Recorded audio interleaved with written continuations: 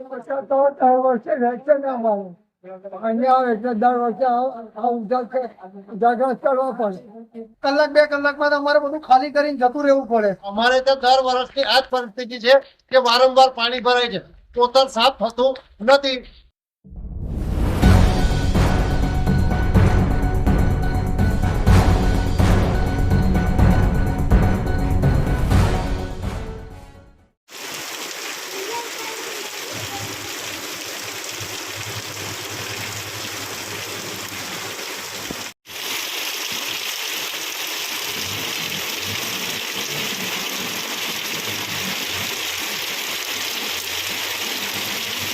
પરિસ્થિતિ એવી છે કે બોરીલીના અંદર ધોપલિયા ગામ વિસ્તાર આવેલો છે અને અહીંયા આગળ એક હરકલી કોતર તરીકે એક આવેલો છે વિસ્તાર એમ. અને એની અંદર કલેક્ટર સાહેબ આવ્યા હતા સાફ સફાઈ માટે, પણ એ ફક્ત નામ પૂરતા આવ્યા હતા અને જીસીબી વાળા ફક્ત પૈસા કમાવા માટે કામ કરીને જતા રહ્યા છે.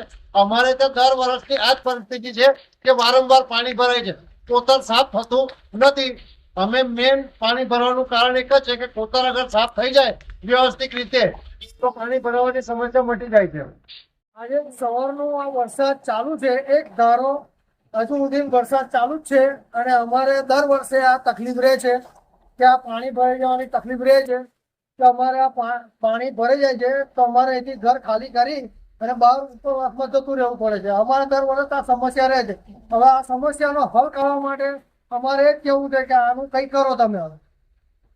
અને હવે જ્યારે વરસાદ શરૂ થયો છે તમારે હવે કેટલા સમય પાણી ભરાઈ જાય આવો વરસાદ રહેતો? હવે તો હવે આવું ને આવું જ રહે તો કોઈ નક્કી નહીં. ભરાતે બી કલાક બે કલાકમાં તો અમારે બધું ખાલી કરીને જતું રહેવું પડે.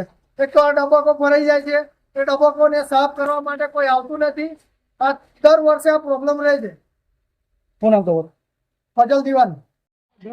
અમારે આ પ્રોબ્લેમ રહે છે. વધારે વરસાદ સવારનો વરસાદ પડે છે તો વધારે વરસાદ હોય તો અમારે ચાલુ રહેવું પડે.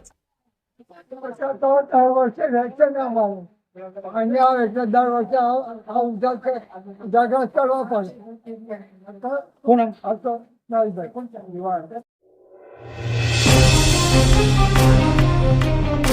Thank you.